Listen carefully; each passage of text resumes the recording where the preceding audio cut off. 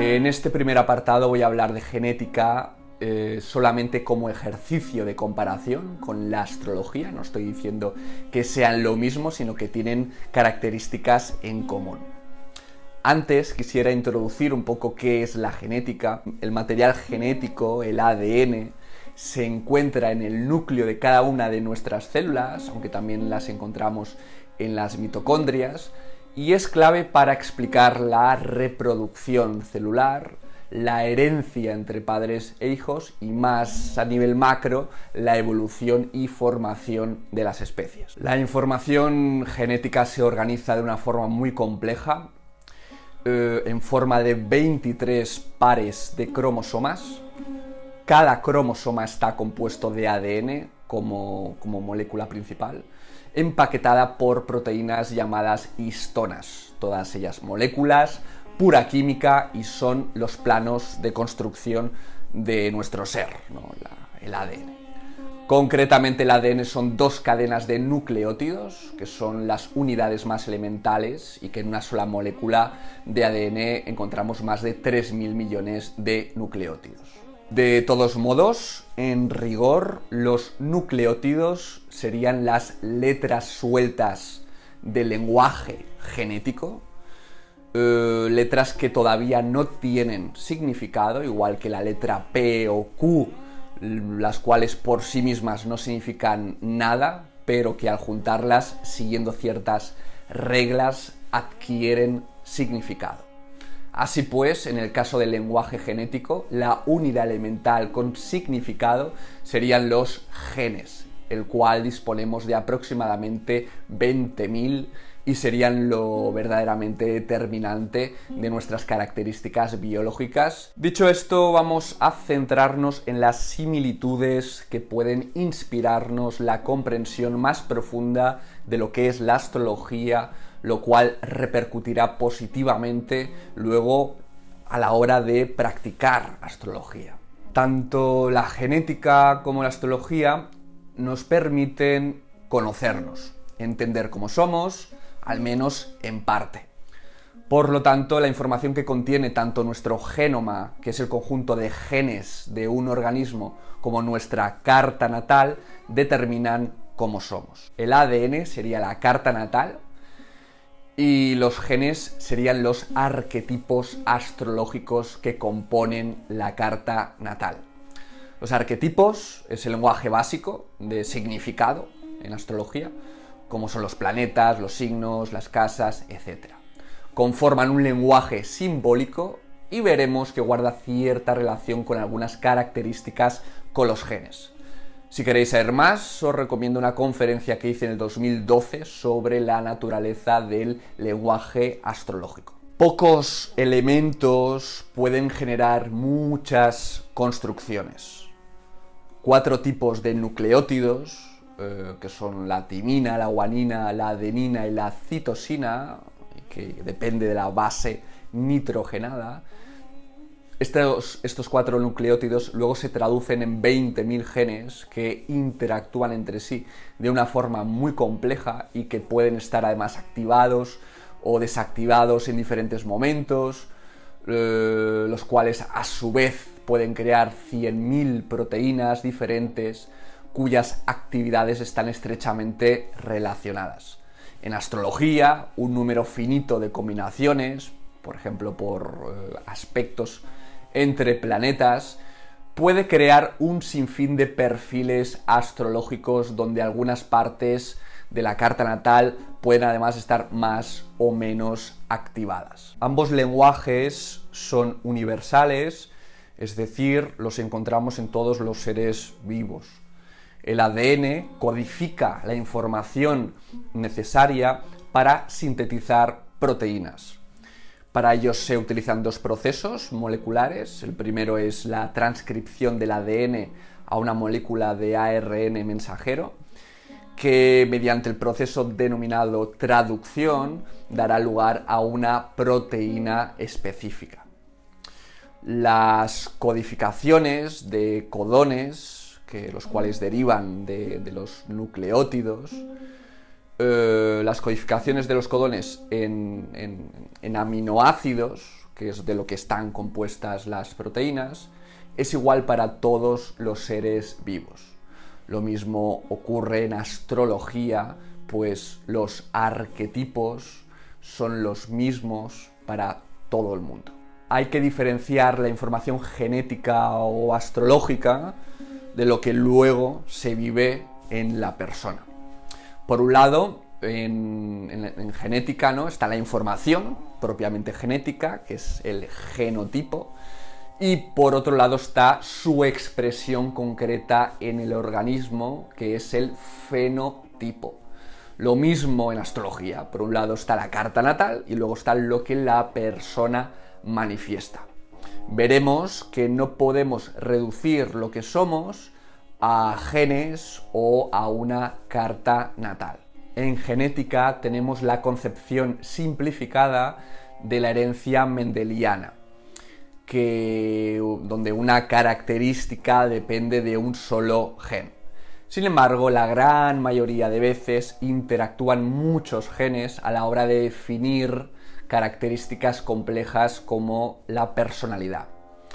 Astrológicamente, ya no es que la carta pueda ser compleja, sino que las características de la persona son resultado de la interacción de muchas variables astrológicas. Se da el llamado efecto sumatorio cuando los genes implicados tienen influencia similar sobre el fenotipo, sobre la expresión de los genes. Igual en astrología, ¿no?, hay características de arquetipos que solapan con otros, como cuando vemos a alguien con mucha energía en Acuario o un Urano muy fuerte, o entre signos de fuego, ¿no? Hay un solapamiento que hace que sumen entre sí. Así pues, se tienen en cuenta muchos factores de la carta natal a la hora de la expresión de un rasgo. Para cada genotipo, o sea, para cada perfil genético, que hemos visto que su configuración es altamente compleja,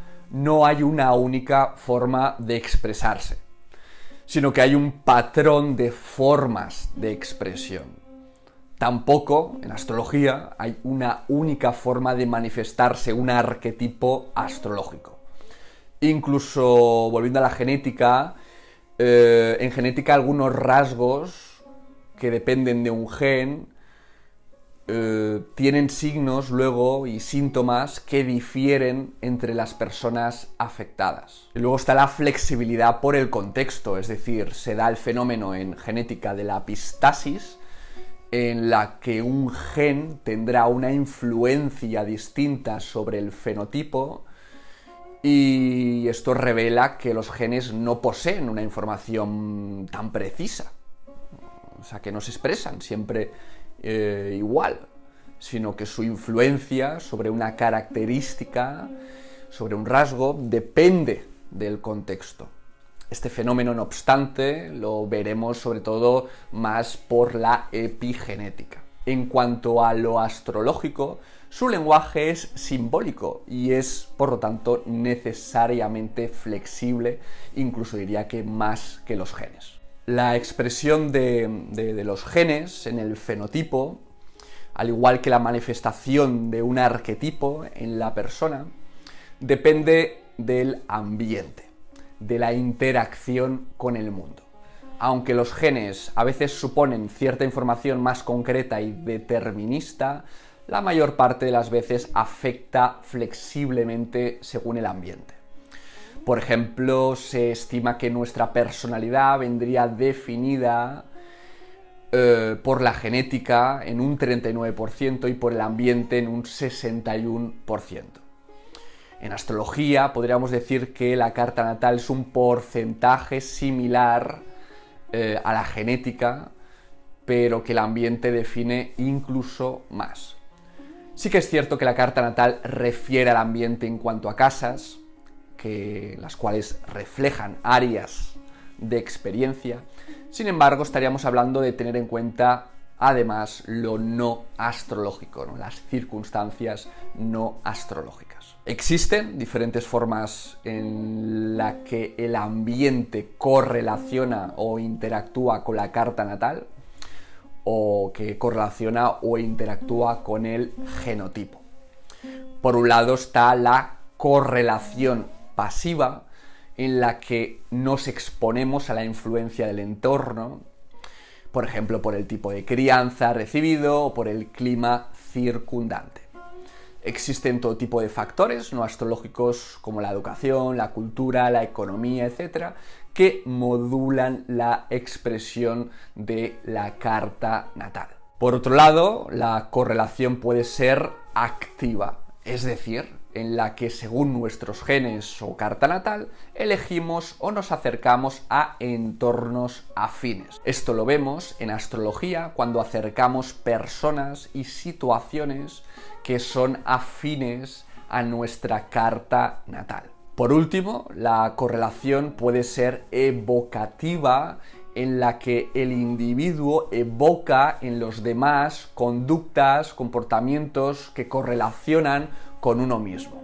Astrológicamente esto es lo que decimos cuando decimos que atraemos personas que reflejan partes de nosotros. Invocamos el mundo que nos interesa. Por último, también importante, según cómo somos, nos afectará más o menos el ambiente.